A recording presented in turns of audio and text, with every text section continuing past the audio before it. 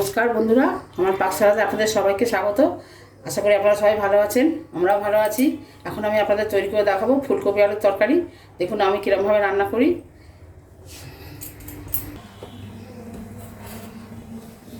হ্যাঁ, কড়াই তেল গরম হয়ে গেছে আমার। আমি এবার ফুলকপিগুলো ছেড়ে দিচ্ছি। আমি বড় বড় করে কেটে পরিষ্কার করে ধুয়ে রেখেছি।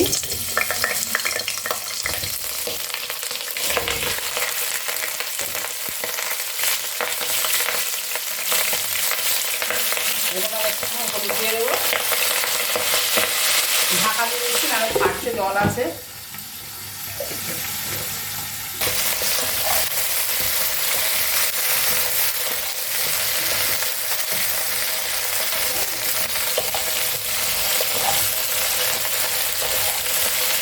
ফুলকপিটা ভালো করে ভাজবো একদম। একটুখানি খালি হলুদ দিয়ে দিয়েছি, নুন দিয়ে দিই। নুন দিলে কপিগুলো মিলিয়ে যাবে একদম।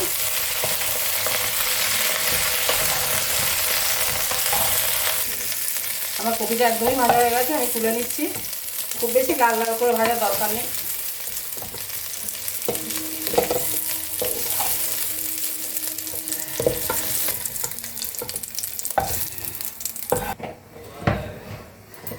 এবার আমি তেলের মধ্যে আলুগুলো ভেজে নিচ্ছি, আর একটু তেল দিলাম এর মধ্যে।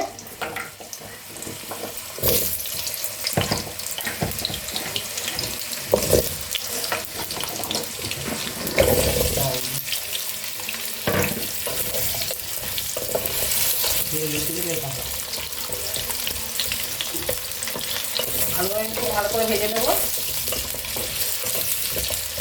এর মধ্যে একটুখানি হলুদ দিয়ে দিচ্ছি, এর মধ্যে আমি একটুখানি নুনও দেবো।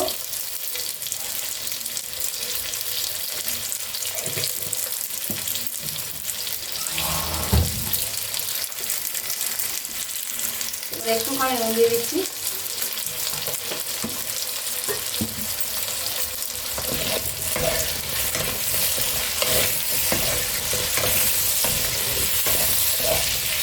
আলুগুলো খুব ভালো করে ভেজে দিচ্ছি আমি। হ্যাঁ, আলুটা আমার ভালো করে ভাজা হয়ে গেছে, আমি আলুটা তুলে নিচ্ছি।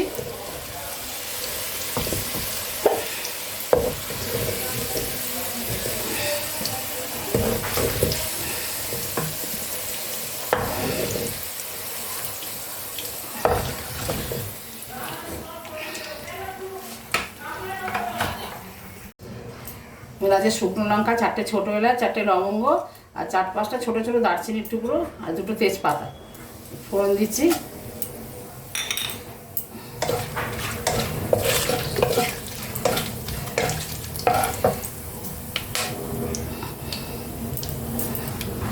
এবার আমি এর মধ্যে টমেটোগুলো ছেড়ে দিচ্ছি।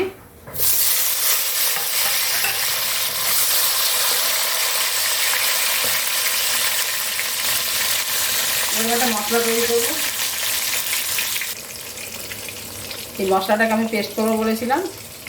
এই দেখুন, এটার মধ্যে আদা বাটা আছে, জিরে গুঁড়ো অল্প, ধনে গুঁড়ো একটু বেশি আছে 1 চামচের একটু বেশি, হলুদ গুঁড়ো 1 চামচ, লঙ্কা গুঁড়ো 1/2 চামচ, আর এইটা কালারের জন্য আমি কাশ্মীরি লঙ্কা গুঁড়ো দেবো।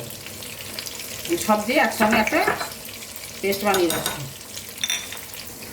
মশলাটা এবার দিয়ে দিলাম। বাটিটা ধুয়ে আমি একটুখানি জল দেবো।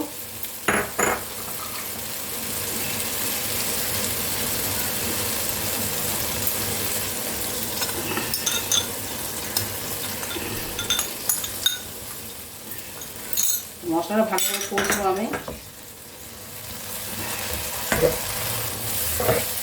যতক্ষণ না তেল ছাড়ে ততক্ষণ কষতে থাকবো। আমার মশলাটা একদমই ভাজা হয়ে গেছে, দেখুন তেল ছেড়ে দিয়েছে, কাঁচা গন্ধও চলে গেছে। এবার আমি এর মধ্যে ভেজে রাখা আলুগুলো দিয়ে দেবো।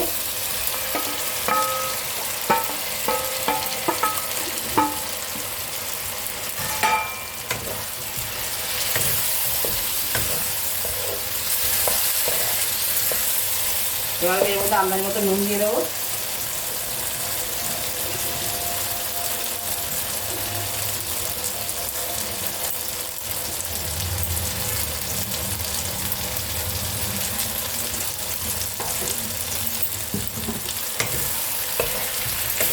যেহেতু নিরামিষ তরকারি, এবার মধ্যে একটু মিষ্টি দেবো, আপনারাও দেবেন।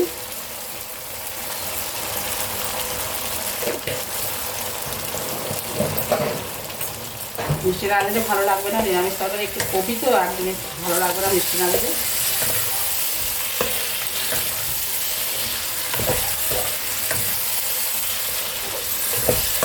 এবার আমি একটু জল দিয়ে দেবো।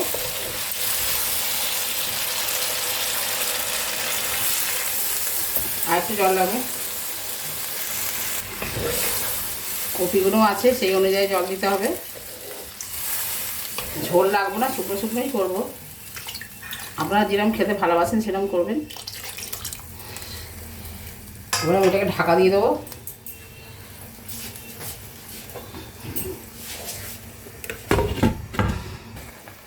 আমার আলুগুলো না অনেকটাই সিদ্ধ হয়ে গেছে। আপনাদের একটা কথা দেখানো হয়নি, আমি এই কড়াইশুঁটিগুলো দিতে ভুলে গেছিলাম। আমি একটা ছোটো কড়াই করে ভেজে এর মধ্যে দিয়ে দিয়েছি, অল্প ভেজে। এবার আমি ফুলকপিগুলো দিয়ে দিচ্ছি ভেজে রাখা।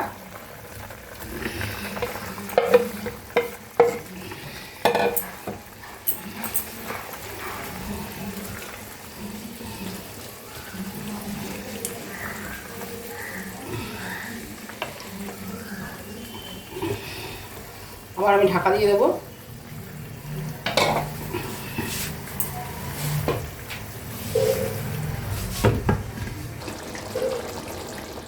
আমার রান্নাটা একদম কমপ্লিট হয়ে গেছে। এবার আমি এর মধ্যে গরম মশলা দিয়ে দিচ্ছি, ছোটো এলাচ, বড় এলাচ, দারচিনি, লবঙ্গ, জয়িত্রী, জায়ফল আর এই দিয়েছি, এই দিয়ে বানিয়েছিলাম। এবার আমি এক চামচ ঘি দিচ্ছি সবার শেষে, দিয়ে আপনাদের পরিবেশন করে দেখাচ্ছি। আমি গ্যাসের ফ্লেমটা একদমই বন্ধ করে দিচ্ছি।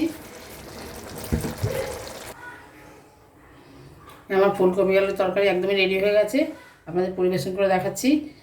আমি যেরকমভাবে রান্না করলাম এরকমভাবে রান্না করবেন, আশা করি আপনাদের ভালো লাগবে। ভালো লাগলে লাইক দেবেন আর আমার চ্যানেলটা সাবস্ক্রাইব করবেন। যদি আপনারা ইউটিউব থেকে করেন তাহলে আমার সাবস্ক্রাইব করবেন, যদি ফেসবুক থেকে করেন তাহলে আমার চ্যানেলটা ফলো করবেন। আর সবার মাধ্যমে রান্নাটা শেয়ার করবেন, কমেন্টসের মাধ্যমে অবশ্যই জানাবেন রান্নাটা কেমন হলো। আপনারা সবাই ভালো থাকবেন, সুস্থ থাকবেন। ফিরে আসবো অন্য কোনো রেসিপি নিয়ে। নমস্কার।